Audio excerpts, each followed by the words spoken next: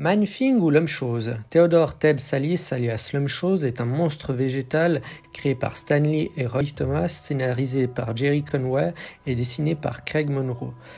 Il apparaît pour la première fois dans le comics book Savage Tales numéro 1 en mai 1971. Le personnage est souvent surnommé la créature des marais pour sa ressemblance avec le personnage de Swamp Thing de l'éditeur DC concurrent. L'Homme-Chose, qui vit dans les Everglades en Floride, n'est pas vraiment un super-héros, monstre sans intelligence, doué d'une sensibilité aux émotions des autres, empathique. Il subit pour la plupart du temps les événements extérieurs et reste au sein de son marais, mais fait souvent des apparitions dans d'autres séries face à des héros plus connus comme Hulk, Spider-Man ou La Chose. Donc y aura-t-il des intégrales sur le personnage plutôt associé au genre horreur que super-héroïque ? Comme présenté dans ma vidéo sur les intégrales et les omnibus, l'engouement pour le format omnibus a pris une telle ampleur et qui dit plus de ventes dit plus de livres. Et quoi de mieux que de sortir des séries susceptibles de toucher un public un peu moins large. Car entre un omnibus Fantastic Four ou un omnibus Man-Thing, il est certain que l'un fera plus de ventes. Et l'avantage, comme je le disais, des omnibus est de pouvoir concentrer plus d'histoires en un seul livre. Du coup, j'ai commencé à m'intéresser sérieusement à ce format. Et bien que peu pratique à lire dû à son poids et aux épaisseurs, j'ai vu que le 24 octobre 2023 sortira un omnibus sur Man-Thing, qui comprendra 1180 pages et sera donc une sorte d'intégrale de 1970 à 1977 de Man-Thing. Bien que le format soit un omnibus, vous l'aurez compris. Il y aura donc peu de chances que cette série soit éditée sous le format intégral. Mais revenons sur ses origines. Après ses débuts dans Savage Tales numéro 1 en 1971, L'Homme-Chose a occupé les pages de Astonishing Tales et Adventure into Fear avant d'avoir sa propre série lancée en 1974.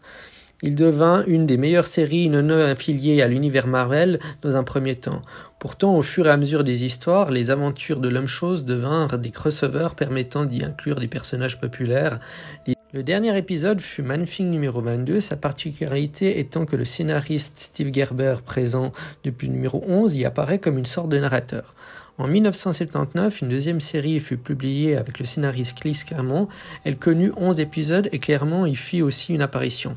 En 1997, une troisième série vit le jour pendant 8 numéros. En France, L'Homme-Chose est apparu pour la première fois chez Meredith Artima dans une revue Eclipso numéro 42, juin 1974, qui traduit les aventures Into the Fear numéro 10. Ces deux premières séries en solo ont été publiées toujours dans Eclipso du numéro 52, deuxième trimestre 1975, au numéro 82, septembre 1982. Puis dans Hulk, collection Flash de 1983-84, la troisième série est pour l'instant inédite. Concernant ses pouvoirs, L'Homme-Chose est une masse végétale lente et peu mobile, mais ayant gagné en force au cours de son existence. Depuis sa transformation, Theodore Sallis a perdu l'usage de la parole, mais a conservé de rares souvenirs de sa vie passée. Il fait désormais preuve d'une intelligence très limitée, supérieure toutefois à celle d'un chien.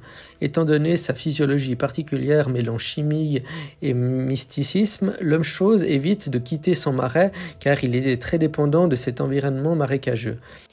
Il s'affaiblit à chaque jour passé sans humilité et renaît tant que son marais existe. Demeurant éternellement jeune et totalement incapable de mourir au sein de son marais, une séparation prolongée avec celui-ci le conduit tout d'abord à un état de somnolence puis causera sa mort. Plus tard, après avoir été exposé à des produits chimiques d'une usine de traitement des eaux usées, sa vitesse de dessèchement a été considérablement ralentie.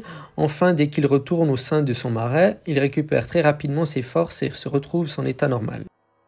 L'Homme-Chose est capable de soulever environ 450 kg, son corps constitué d'humus et de racines ne craint pas la douleur et possède une résistance phénoménale. Les coups et impacts de projectiles le traversent entièrement et bien se logent dans les parois muqueuses de son corps, mais sans provoquer la moindre dégât. Seul au feu qui détruira une grande partie de son corps pourrait le blesser gravement, mais L'Homme-Chose serait encore capable de se restructurer en absorbant la végétation et l'humidité autour de lui. Bien que son corps possède une apparence humanoïde, celui-ci n'est pas vraiment solide, cela lui permet de se glisser dans les interstices tels que des ouvertures ou des barrières, ainsi franchir aussi bien des treillis métalliques que des barreaux d'une cellule de prison. L'homme-chose est extrêmement sensible aux émotions des autres, ce qui peut affecter son comportement, voire sa physiologie.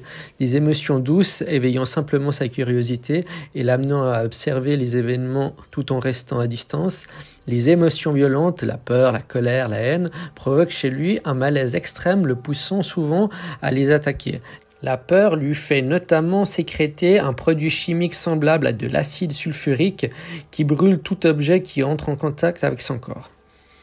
Voilà, j'espère que tu auras aimé cette vidéo qui est un peu différente de d'habitude, mais qui est le format du dimanche. Et si c'est le cas, n'hésite pas à liker, à la partager, à commenter si tu as des questions et abonne-toi pour plus de présentations.